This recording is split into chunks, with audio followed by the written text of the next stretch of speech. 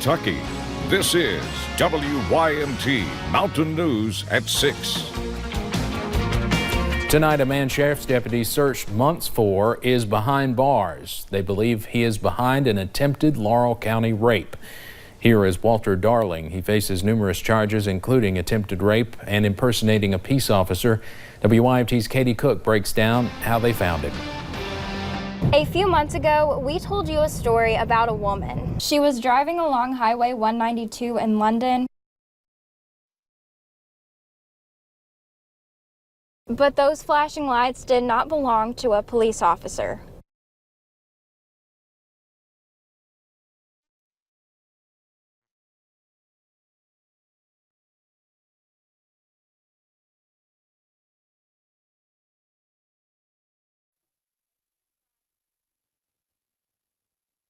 All right, obviously having some trouble with the audio in that story. We'll try to come back to that in a little bit. They do expect to make another arrest in that case soon.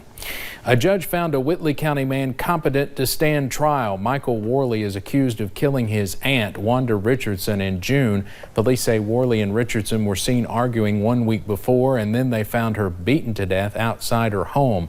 A trial date is not set.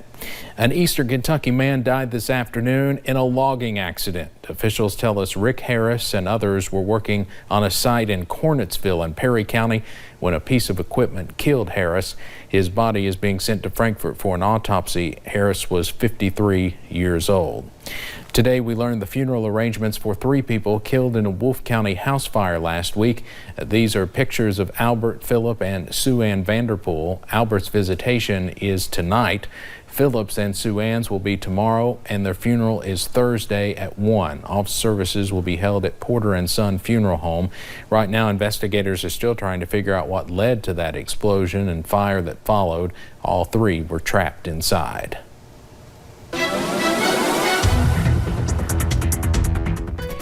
Temperatures are going to start to warm up as we head into your Wednesday, but right now we're a little bit on the chilly side, which is why we're still seeing some snow on the ground in those higher elevations. We'll go ahead and take you up to US 119 in Pine Mountain. Good news is it's not on those roadways, but still a little bit on the ground. We'll see most of that melt though as we head into tomorrow because those temperatures and that sunshine return. Satellite and radar showing those clouds that we've been dealing with throughout the day, and we'll continue to hang on to those as we head into the evening hours. Those will start to break apart a little bit later as we head into tonight. But those clouds are going to keep us on the warmer side. It's chilly right now for sure though. Those low to mid 30s. I don't even think we got out of the 30s for those highs for today, but we'll really stay in those lower 30s for overnight lows as we head into tonight. So there it is, 33 degrees. Those clouds will be clearing throughout the night. We're going to start to see a southwest wind 5 to 10 miles per hour, so it'll actually help warm us up as we head into tomorrow. Tomorrow's going to get a little bit on the breezy side, and looking at a 0% chance of those daily rain chances as we head into the next couple of days, but we see rain chances return by Sunday.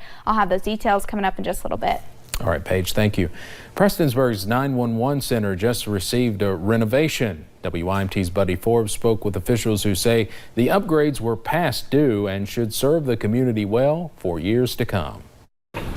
First to respond. You can't call 911 and somebody not answer. Somebody's got to be there. But sometimes last to receive the resources needed to perform their duties. I would think it would be more appropriate to say that we actually replaced the 911 center. The Prestonsburg 911 Center just got a renovation to bring its building's capabilities up to date after more than 20 years. I'm getting equipment that is not just with the time, but ahead of the time. A $300,000 investment in community safety with 3 separate stations that allow optimal access to all emergency services. That is what really geared this upgrade, is we needed those people to have everything they needed to do it as best as their capabilities would allow them. But it was also an investment in the people who spend their hours working in the office. All that technology is fantastic, but none of that means anything if you don't have professionals who sacrifice on a daily basis. Even in the middle of a remodel. During this remodel, 911 services never ceased in the city of Prestonsburg, and they never left that room. Showing dedication to the job and the people. In Floyd County, Buddy Forbes, WYMT Mountain News. Shurtleff says almost the entire upgrade was paid for with grant funding and money from the CMRS funds the center has maintained through the years. A small percentage came from taxpayer funds. In Clay County, a man is facing a DUI charge. Deputies say they were called to a single vehicle crash on North Highway 66.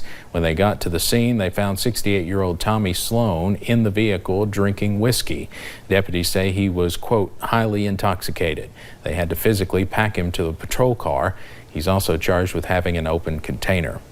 A former Estill County soccer coach will spend 2 years behind bars. Andrew Hatton pleaded guilty in August to multiple charges, including rape.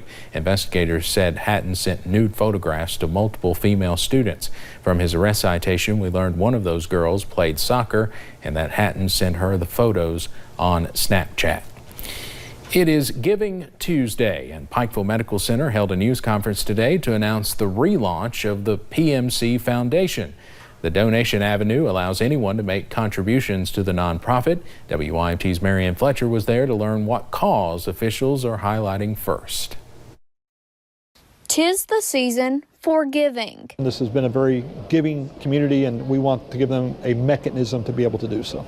And Pikeville Medical Center relies on those donations to help support several projects. Making an investment will allow us to walk faster, sooner, and more quick. Tuesday, CEO Donovan Blackburn announced a relaunch of the PMC Foundation. And then to announce our first real campaign, which will be our upcoming Children's Hospital. Blackburn says he knows emergencies can be scary. Too often our kids have to leave the region for pretty much everything that is of an emergent type circumstances. Which is why this campaign helps fund treatment to some of the hospital's smallest patients. You know, we've got about $7 million that we're getting ready to invest in the development of the area's first children's hospital. The foundation is an avenue for anyone from local community members to corporations to give back. You want all those specialty services that, God forbid, something happen, that the services are there to be able to address that emergent situation or circumstance. Partnering with the community to provide for the future. In Pike County, Marianne Fletcher, WYMT Mountain News. Officials say there will be more campaign launches in the future featuring other wings of the hospital. Officials with the city of Pikeville are looking for community input as they prepare for the next steps in planning for the future. A community meeting hosted tonight at the Appalachian Wireless Arena invited community members and stakeholders to be part of the incoming changes on the city's horizon. Jill Fraley-Dotson says the city is always looking for ideas as part of its comprehensive plan every 5 years. This meeting served as a way to gain input from people who have an investment in the city and region. We are doing a lot of different focus groups that target anything from our downtown businesses to our institutions, residents. We've even talked to some high school and junior high and middle school students about where they want their community to be. Always good to see my former co-anchor. The discussions ranged from infrastructure to housing to tourism. Officials say meetings like these are one way Pikeville's leaders keep a forward-thinking approach. They needed your help, and the Harlan nonprofit With Love from Harlan received some big news today. They won Sonny's Barbecue's Spirit of Barbecue contest. As a result, the company will donate $10,000 to the organization. That organization has helped many laid-off Black Jewel miners, fire victims, and numerous other families. And are you tired of this cold weather? Well, good news is sunshine, warmer temperatures are on the way, but when will those rain chances return once again? I'll have those answers for you coming up in just a little bit. And with this dreary weather recently, you might be feeling a little down. We'll talk to experts about seasonal depression.